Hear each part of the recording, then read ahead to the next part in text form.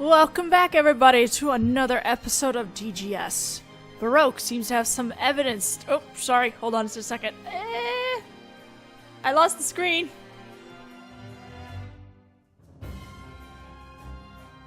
Anyway, Baroque has evidence to show that the small box was not stolen from the pawn shop, and he's about to present it just now. What? Detective Gregson, present that photo. Sir, right away. Photo?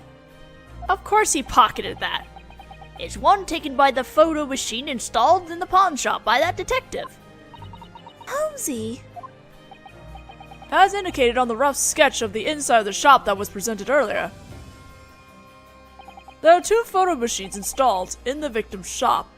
One pointed toward where shopkeep Hatch stood and received customers, and one pointed toward the shelves lined with unredeemed pawn items. According to this claim ticket, Mangadol's small box became an unredeemed pawn item 2 days before the murder on April 13th at 9 a.m.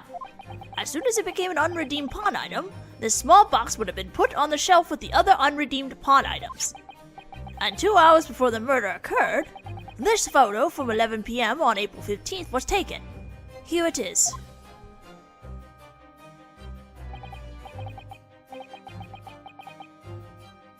Well, there certainly are a lot of unredeemed pawn items crammed onto these shelves, aren't there?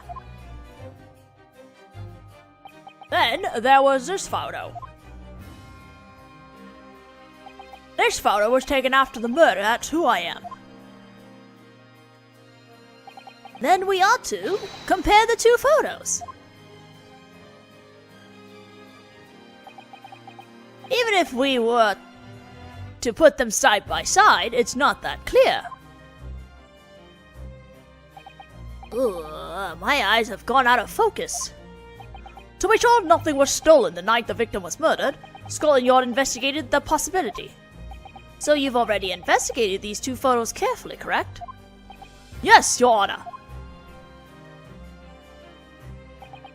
After counting all the unredeemed pawn items shown in both photos, the number is exactly the same. That was the Yard's conclusion.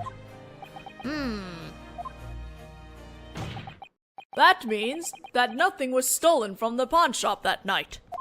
This Japanese boy's claim is nothing but speculation. Gah!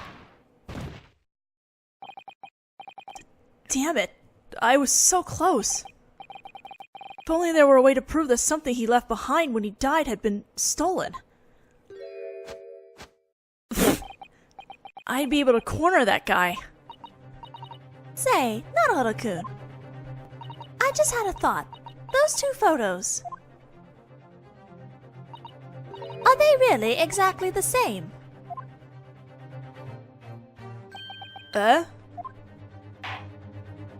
Maybe nothing was stolen, something must have shifted. Now then, defense, let me confirm one final thing with you. On the night of the murder, nothing was stolen from the pawn shop. Do you acknowledge that?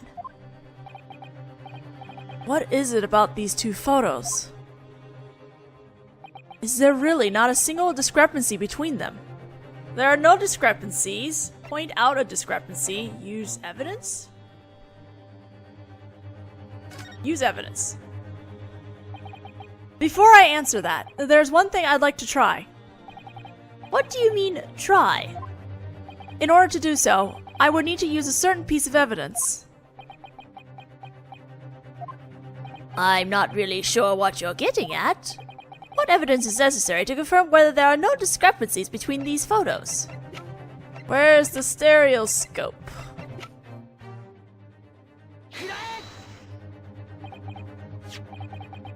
I'd like to use this one last time and try looking at the two photos in 3D. Oh! It seems you finally come over to my side. You show real stereoscopic promise. I had a feeling he'd say something like that. Now then, Naruhodō-kun. Let's put this little guy to use one more time and check things out, okay? Here are the two photos. Now here we go. So if you guys are doing it, I'll give you guys a second to do it. What you're looking for is something floating, obviously. And if you look down in the bottom little cubby on the right side, lower right, third row, you'll notice that there is a box that has been shifted.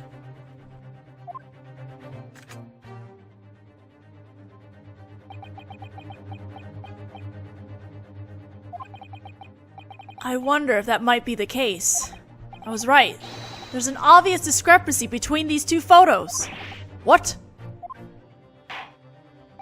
In that case, the defense will point it out.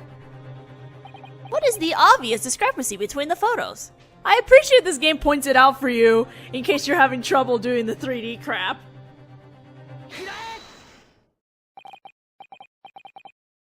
It's true that these two photos... Oh my god. Alright, sorry about that. Background noises. Anyway, it's true that these two photos are almost exactly the same. There's just one thing that's different. What? When you look at these two photos in 3D,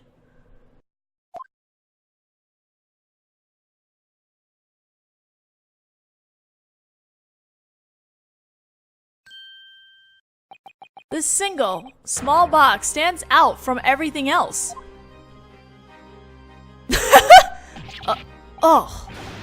Ridiculous. Oh my god, there's like a thing that he's looking at. It's true. The box stands out. In other words, there's only one conclusion we can draw. Mr. Mangado's small box wasn't stolen that night. However, someone picked up that box and put it carefully back where it had been. So then, this small box that Mr. Mangado pawned. It can only be the one that stands out in this photo. How utterly pointless. So what if it is? Moving something isn't the same as stealing it. It changes absolutely nothing about the circumstances on the night of the murder. Well, that's true, but... He has a point. That item Mr. Mangado left behind after his death wasn't stolen. It was only moved a little. Does that mean the circumstances really haven't changed? They haven't changed, they changed majorly. They've changed majorly. I would say the circumstances have changed majorly, wouldn't you? What do you mean? The issue is that that's a small box. So naturally, there was likely something inside it, correct? What?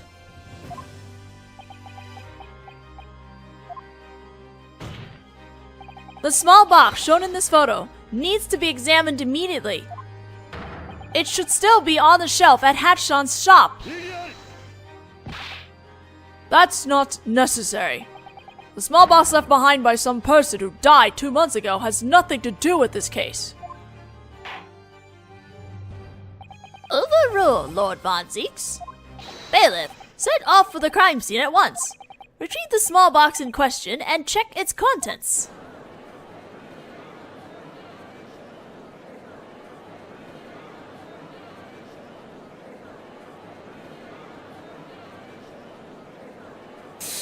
Intense staring.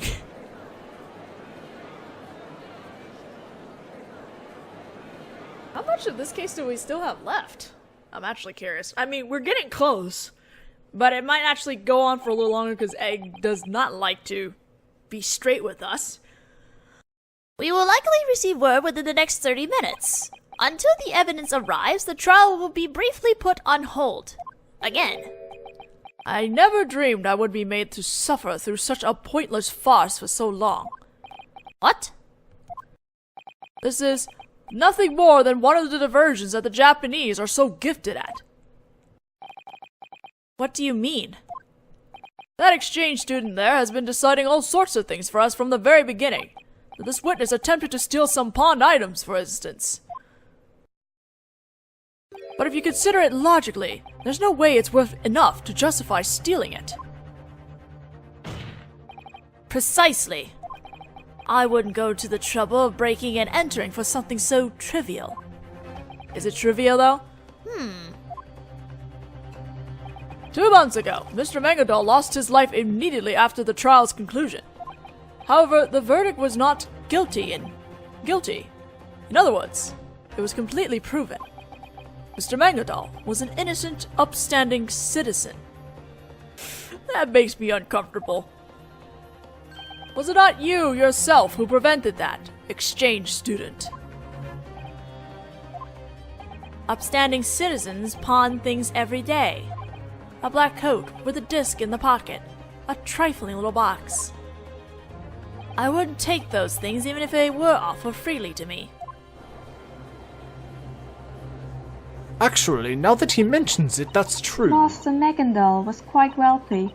I could understand if it were a jewel or a stack of cash. No, there's no way he'd have pawned a stack of cash.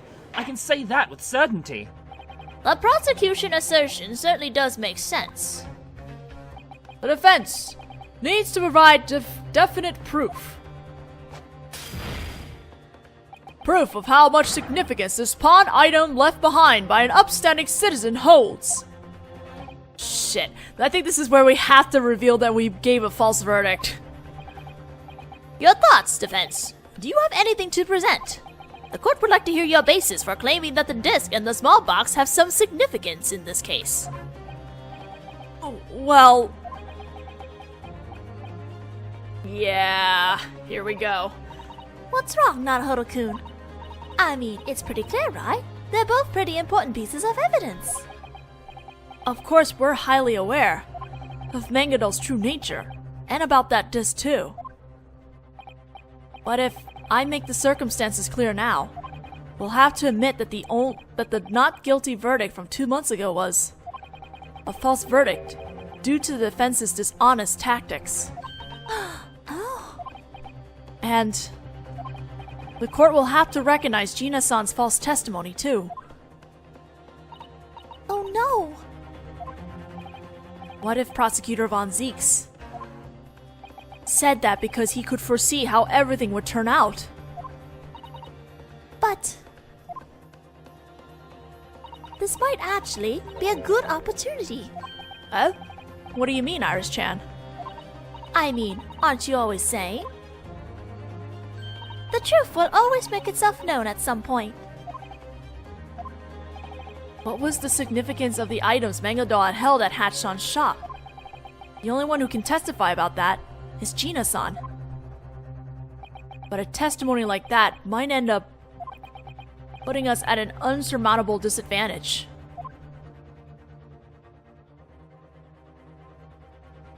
Should I have Gina-san testify? We don't have a choice at this point. Request testimony? Forget it. Request. Your Honor, there's one thing the defense would like to propose. What's that, defense? While we wait for Mr. Mangadol's small box to arrive at the courthouse, the defense would like to hear the testimony of the defendant, Gina Lestrade. The defendant? To what end? Gina Lestrade knows the circumstances behind Mr. Mangadol's pawning of those items. If we could hear what she has to say, I'm sure you'd all understand just how important these pieces of evidence are. Oh? Now this is very interesting. Surely you must understand, right? That testimony has a considerable significance to both the defendant and you yourself. Yes. Lord Von Zieks? What did you mean by that last statement? The prosecution would like to accept the defense's proposal. For the time being, let's suspend this witness's testimony and hear from the defendant. Very well. The court will allow it. We will now hear the defendant's testimony. The witnesses will withdraw to the lobby and await further instruction.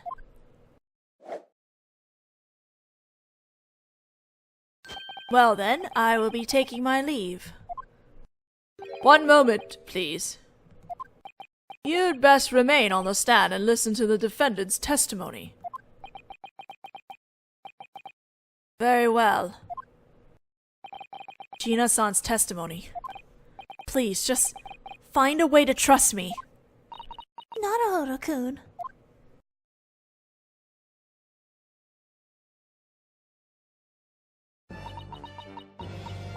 Sorry, Gina. Mr. Mangodal left several items at Mr. Hatch's pawn shop when he died. And those items are inextricably connected to the murder that occurred 2 months ago. As I recall, this girl took the witness stand during that trial, didn't she? Yes. Her testimony established the innocence of the defendant, Mr. Mangodal.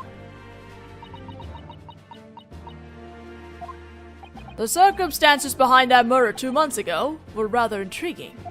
To think we would be meeting someone involved in that trial again in this very same room. Perhaps this is also some incarnation of fate, Japanese boy. Deep breaths. 2 months ago, a mason was stabbed to death on the moving omnibus in the dead of winter. The only other person in the carriage besides the victim was Mr. Mangodal. Naturally, Mr. Mangodal was assumed to be the killer, but as the trial progressed, a new possibility came to light. That the crime had taken place on the omnibus's upper deck. And after his death, the victim was dropped into the carriage through the skylight.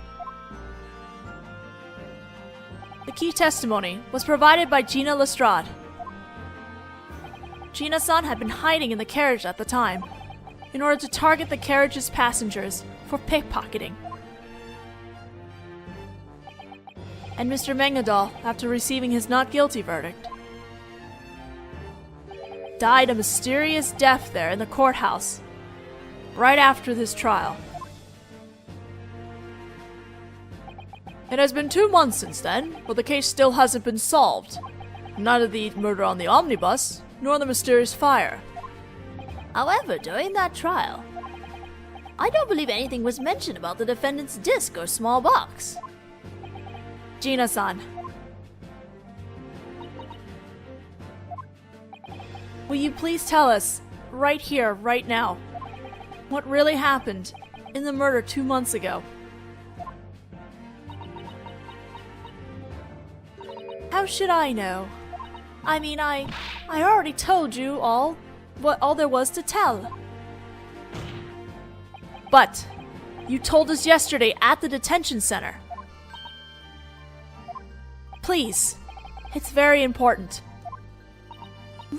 But if by chance you intentionally hid something during that trial 2 months ago, naturally we'll have to charge you with perjury. And you will lose your value as a witness. Well, to be honest, I don't think you had much value to begin with, but... That's not nice! Genie! Please, just trust Naruhodō-kun. Iris, We're on your side.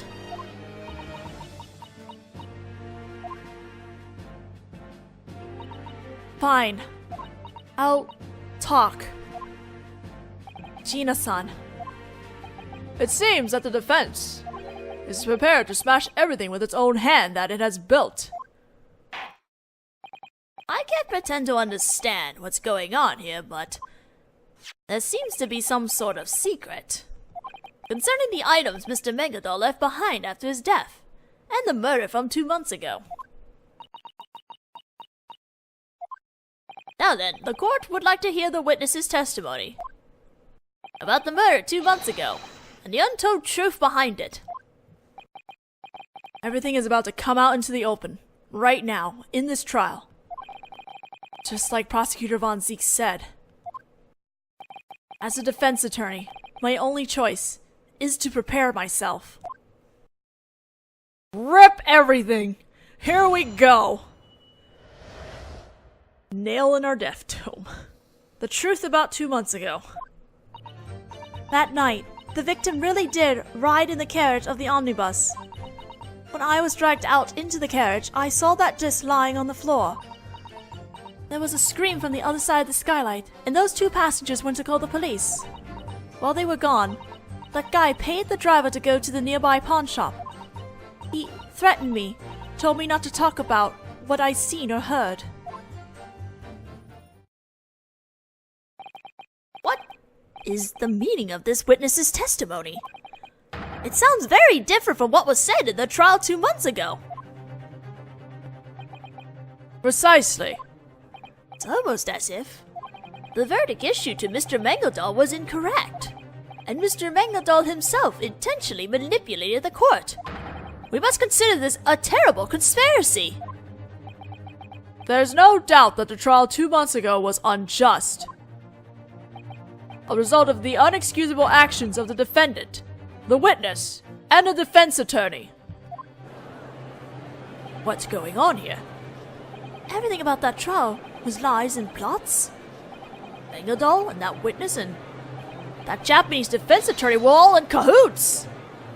No! Naruhodō, the defense attorney, had no idea!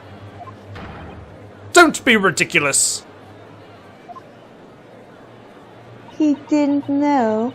That doesn't excuse anything. How dreadful. Devilish lies ending in a not guilty verdict. We mustn't let him off the hook. No, we certainly must not. Can I just say I really appreciate the fact that Gina defended Naruhodō? I admit that we, the defendant's team, committed an inexcusable atrocity. We intend to accept the full blame for our actions. However, after hearing this testimony, everyone should realize just how vital those items that Mr. Mangeldal left behind after his death really are. Very well, exchange student. If you're that determined to bring these facts to our attention, it is our duty to listen. I must say, the circumstances here are incredibly regrettable. Mr. Naruhodō. Yes! The penalty that will be brought against you will be deliberated after the conclusion of this trial. Understood. Naruhodō. Now then, you will conduct your cross-examination.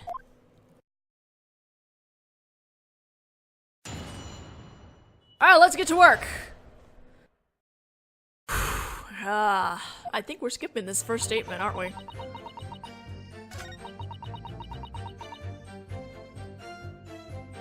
Why is like Rupert's back to us? Hold on a second. The disc you say you saw at that time, was it this one? Yeah, I'm pretty sure it was. It was lying on the floor right next to the dead man. Did that disc belong to the victim, perhaps? The guy snatched it up and stuffed it in his coat.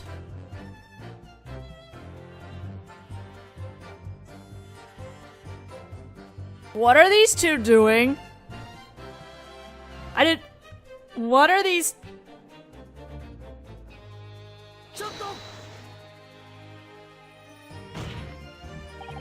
Is everything alright, Detective? Cloudgray-san. You know what's really amazing? They didn't react to anything at all. They're just doing their own thing. And it's one of those things you have to actually notice it's going on while you're listening to the testimony. That's amazing. Detective Gregson! Cloudgray-san! What do you want? Don't startle me like that! It looked like you two were whispering about something just now. Were you consulting him about something? Consulting? Don't be ridiculous! I have nothing to talk to this shady character about. And I have nothing to say to a detective who goes around confiscating people's pawn items. Those two have been whispering to each other throughout the whole cross-examination. It's almost like they're conducting some sort of business transaction or something. Did anyone see what they were doing? You will refrain from personal conversation during the witness's testimony. My deepest apologies, Your Honor. They were definitely discussing something. Now then, witness, you may continue your testimony.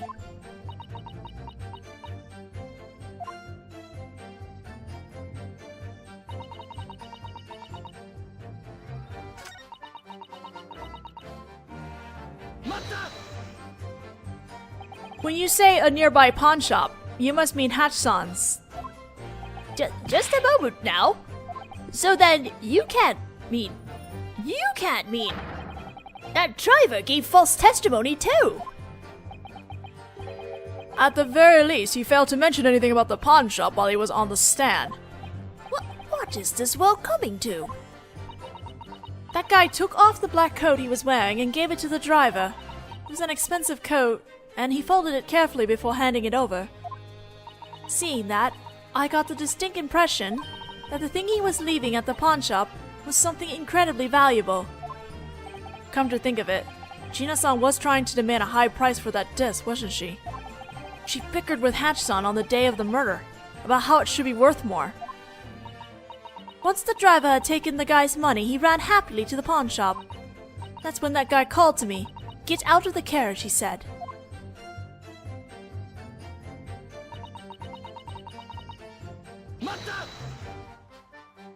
You were threatened.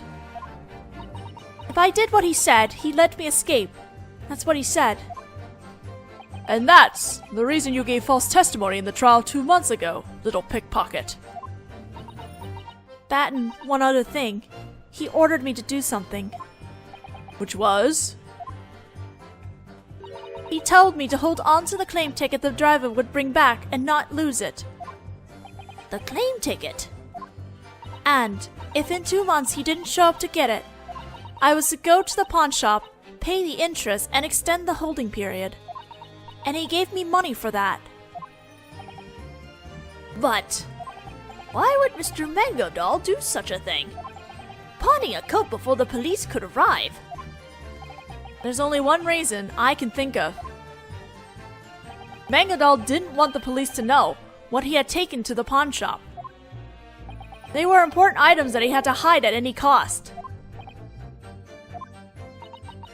Then he let me escape. I'm surprised. Gina-san's really telling the truth.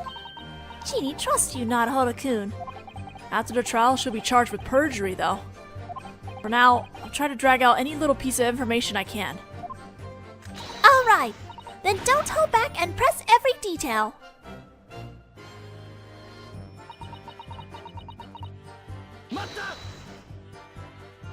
And you were hiding in the carriage at the time, right? As I recall, you were in the compartment under the seat, right?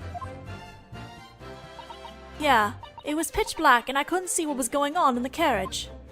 I believe you testified to a certain fact 2 months ago. The only passenger in the carriage was Mr. Mango Doll. That means that statement was a lie. I was told to say that in my testimony by Mango Doll. In any case, please tell us the truth this time. Were Mr. Mango Doll and the victim acquaintances? I'm not sure, but I heard some kind of whispering back and forth to each other for quite a while. What were they talking about? I couldn't hear very well, but it kinda seemed like they might have been talking about money. Something about buy or won't buy. It sounds like they were having some sort of business transaction.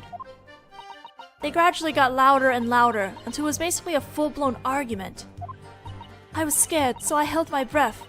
And that's when suddenly there was a loud noise like somebody's body hitting the floor.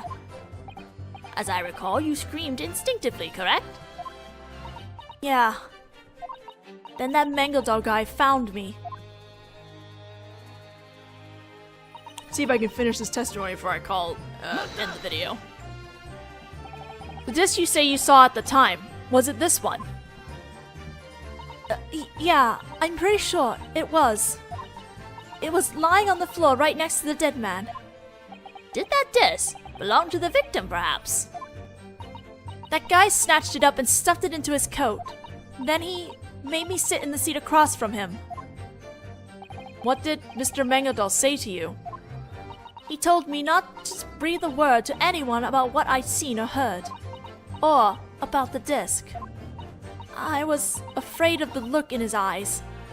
If I didn't agree, maybe I'd be stabbed too. Then he started asking me a bunch of questions about myself, my name and where I lived, and about being a pickpocket. And that was when the murder that had happened in the carriage was discovered, right? Yeah, there was a rattling noise above our heads.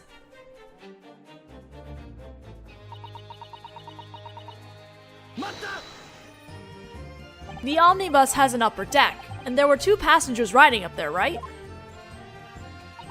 Yeah. Those 2 noticed the murder from the other side of the skylight and screamed. The driver hurriedly stopped the carriage, and Meowzy hid me.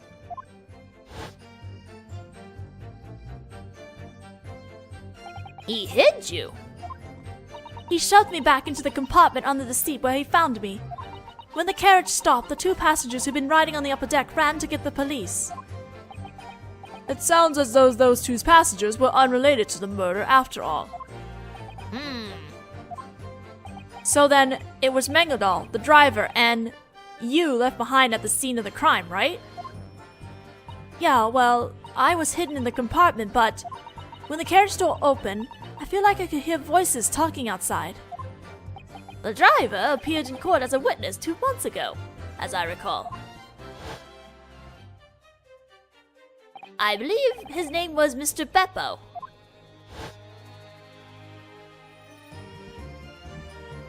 What were the 2 of them talking about? I don't know anything about it, or something. That's what I heard them talking about. I believe that's enough. The truth behind the murder from 2 months ago has finally come to light. 2 months ago, a certain transaction took place on the omnibus.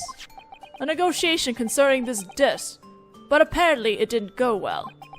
Before an agreement on price could be reached, Meowzy stole it, employing a fearsome means that also robbed his business partner of his life.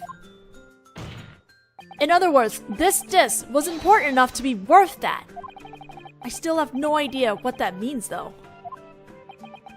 Then, 2 months went by, and 2 days ago, when this murder occurred, was the precise day that Meowzy was due to pick up his pawn item.